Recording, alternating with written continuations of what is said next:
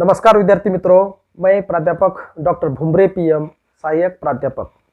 विद्यार्थी मित्रों, बीए तृतीय वर्ष और एमए प्रथम वर्ष भाषा शिक्षण तथा साहित्य शास्त्र इस प्रश्न पत्र के अंतर्गत पिछली तासिका में हमने भाषा की परिभाषाएं, भाषा का स्वरूप, इसके बारे में चर्चा की है। आज हम इसी श्रृंखला को आगे बढ़ाते हुए भाषा की विशेषताएं के बारे में, भाषा की क्या विशेषता होती है, उन्हीं विशेषताओं का विस्तार से इस YouTube तासिका पर अध्ययन करने वाले हैं। तो चलिए हम देखते हैं कि भाषा किसे कहते थे। इसके बारे में हमने विस्तार से पहले तासिका में हमने देखा, फिर भी हम एक परिभाषा बताते हैं आपको। भाषा मानव मुख से उच्चारित सार्थक, यादृच्छिक एवं रूढ़ ध्वनि संकेतों की वह व्यवस्था है जिनके द्वारा मनुष्य अपने भावों और विचारों का आदान प्रदान करता है। भाषा इसलिए हमारे काम में आती है। भाषा अगर नहीं होती तो मनुष्य अपने विचारों का आदान प्रदान नहीं कर पाता। जानवरों में और इंसानों में यही फर्क है कि इंसान अपनी विचार, अपने भाव भाषा इस माध्यम के द्वारा प्रकट करता है। इसलिए यह एक विशेषता होती है। भाषा की व्यवस्था के संदर्भ में भाषा एक पद्धति या व्यवस्था है। यह पद्धति या व्यवस्था प्रतीकों की है जो सार्थक ध्वनियों के समन्वित रहते हैं और जिनका संबंध एक और वाक्य प्रक्रिया से होता है, दूसरी ओर भाषा के सांचे से होता है। भाषा के सांचे में आकार ग्रहण करने वाले वाक प्रवृत्तियों या अभ्यासों से समन्वित होते हैं। अतः भाषा के मुख्य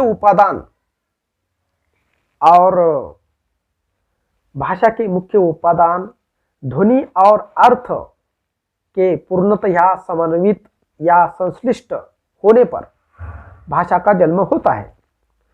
मनुष्य भाषा के रूप में सार्थक ध्वनि समष्टि का ही व्यवहार करता है, किंतु भाषा का सबसे मुख्य आंतरिक संश्लिष्ट रूप है मस्तिष्क और वाक का संबंध। इन दोनों के समन्वय से ही भाषा की पद्धति का निर्माण होता है और यही कारण है कि मनुष्य वही बोलता है जो बोलना चाहता है। भाषा के दो आधार होते हैं, एक मानसिक, दूसरा भौतिक। भाषा का कार्य एक व्यक्ति के भावों और विचारों को दूसरों तक पहुंचाने, संप्रेषित का काम ध्वनि समूह या शब्दों के माध्यम से होता है।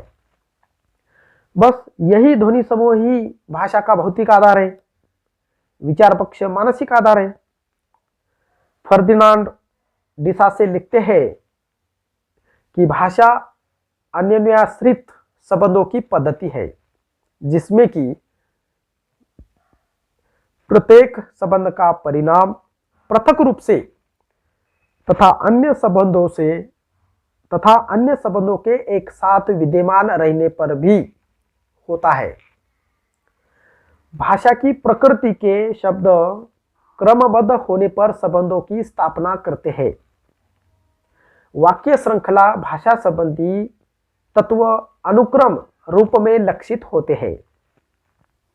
उनका संयोग तथा संबंध भाषा की पद्धति को द्योतित करता है। प्रत्येक भाषा उच्चारों के रेखाक्रमों में प्रकट होती है जिसे भाषित श्रृंखला, स्पोकन चेन कहा जाता है। इस संदर्भ में अभी जो हमने विवेचन देखा उसमें भाषा की कुछ विशेषताएं हमें दिखाई देती है।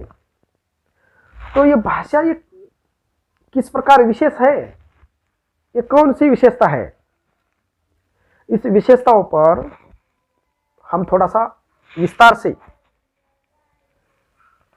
प्रकाश डालेंगे। सबसे पहली भाषा की विशेषता होती है भाषा पैतृक संपत्ति नहीं है।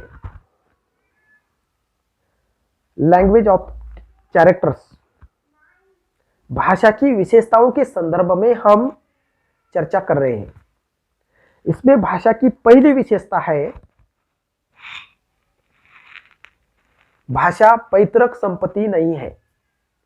पैतृक यानी पिता के, माता पिता के द्वारा।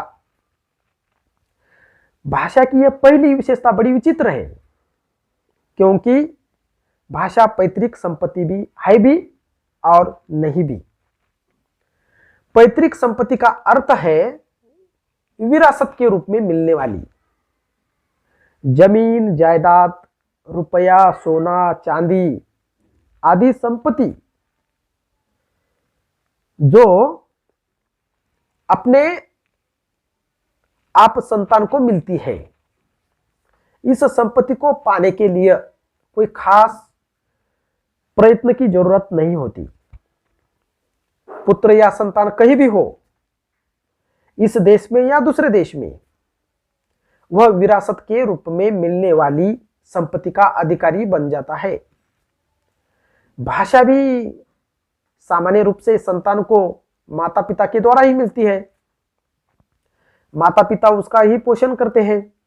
लेकिन अगर जन्म के बाद कुछ ही महीनों में बच्चा अपने माँ बाप से बिछुड़ जाता है और किसी कारणों से अन्य परिवार में उसको भेजा जाता है, जैसा कि आजकल विदेशी लोग भारतीय बच्चों को गोद लेते हैं, तो इन परिस्थितियों में वह बच्चा अपने माता पिता की भाषा बोल नहीं पाता। वह जिन अभिभावकों के साथ रहता है उन्हीं की भाषा सीख लेता है। उसके अभिभावक अंग्रेज है तो अंग्रेजी सीख लेगा, बोलने लगेगा। घर के लोग जिस भाषा का प्रयोग करते हैं उसी भाषा को वह सीख लेता है। अपने आप उसे अपने जन्मदाता की भाषा का ज्ञान नहीं होता। इसलिए कहा गया है कि भाषा पैतृक संपत्ति नहीं है। यह भाषा की पहली विशेषता है। उसके बाद भाषा की दूसरी विशेषता है, भाषा अर्जित संपत्ति है। यह उपयुक्त विशेषता का ही परिणाम है। अर्जित का अर्थ है अपने परिश्रम से कमाया हुआ, स्वकष्टार्जित, प्रयत्न साध्य, जिसे प्रयत्न से ही प्राप्त किया जाता है। दुनिया की सभी जातियों में एक पुराना धार्मिक विश्वास पाया जाता है कि भाषा ईश्वर निर्मित है। जैसे दुनिया का निर्माण ईश्वर ने किया, वैसे भाषा का निर्माण भी ईश्वर ने ही किया। लेकिन वस्तु स्थिति भिन्न है। अगर ऐसा होता तो आज हमारे देश में भाषाई दंगे न होती, क्योंकि भारतवर्ष की भाषा एक ही होती।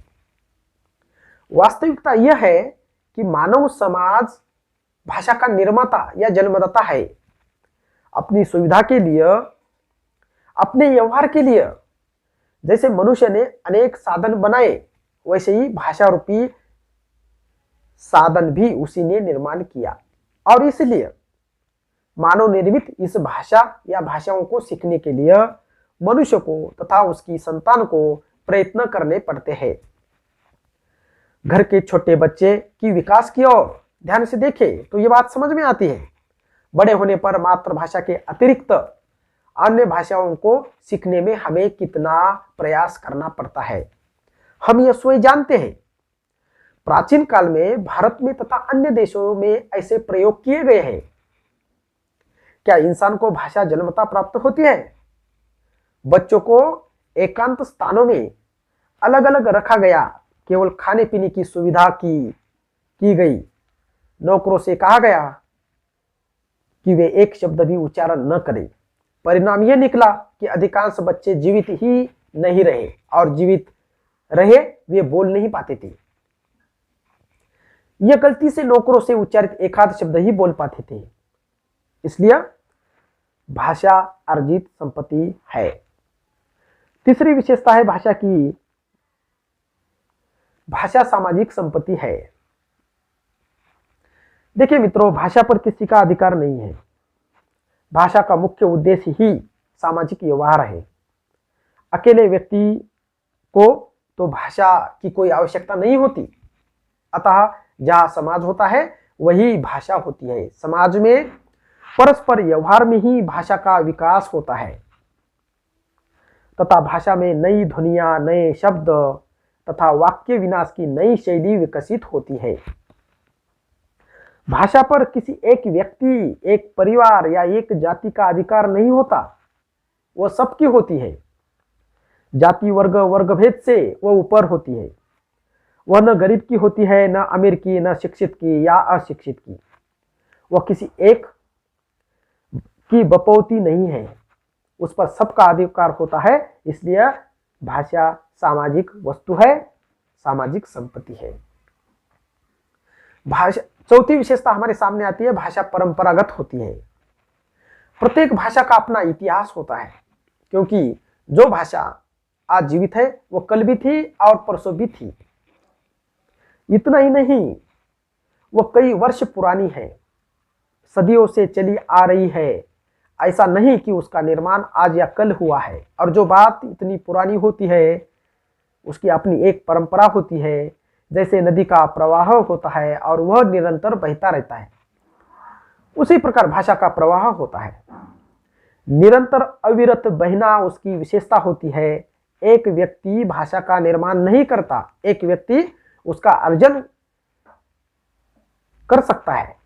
भाषा समाज के साथ जुड़ी हुई होती है, समाज की अपनी परंपरा होती है। भाषा सीढ़ी दर सीढ़ी आगे चल सकती है, अपनी पुरानी परंपरा के साथ नई नई बातों को अपनाती है, वह अनावश्यक बातों को छोड़ती हुई आगे बढ़ती है। इसलिए भाषा परंपरागत होती है।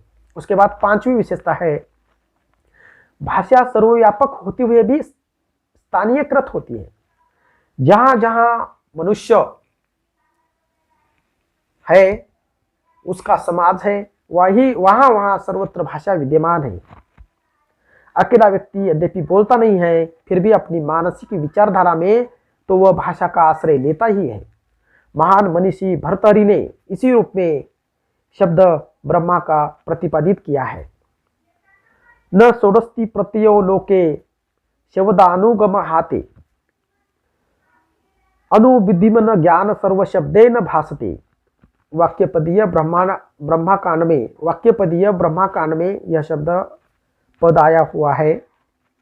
अर्थात विश्व में ज्ञान का ऐसा कोई विषय नहीं है जो शब्द भाषा का आश्रय न लेता हो। संपूर्ण ज्ञान शब्द से अनुचित हुआ सा प्रतीत होता है। भाषा सर्वव्यापक होने पर भी हम देखते हैं कि सभी मनुष्य एक ही भाषा का प्रयोग नहीं करते। भारत, रूस, जर्मन, अमेरिका आदि देशों में भिन्न भिन्न भाषाएं बोली जाती है। अपने देश में भी अनेक भाषाएं बोलती है। फिर थोड़े थोड़े स्थान भेद से भाषा भेद हो जाता है। इस स्थानीकरण का मुख्य आधार भौगोलिक होता है। आधुनिक भारतीय आर्य भाषा में बंगला, मराठी, गुजराती, पंजाबी आदि भेद स्थानीकृत है।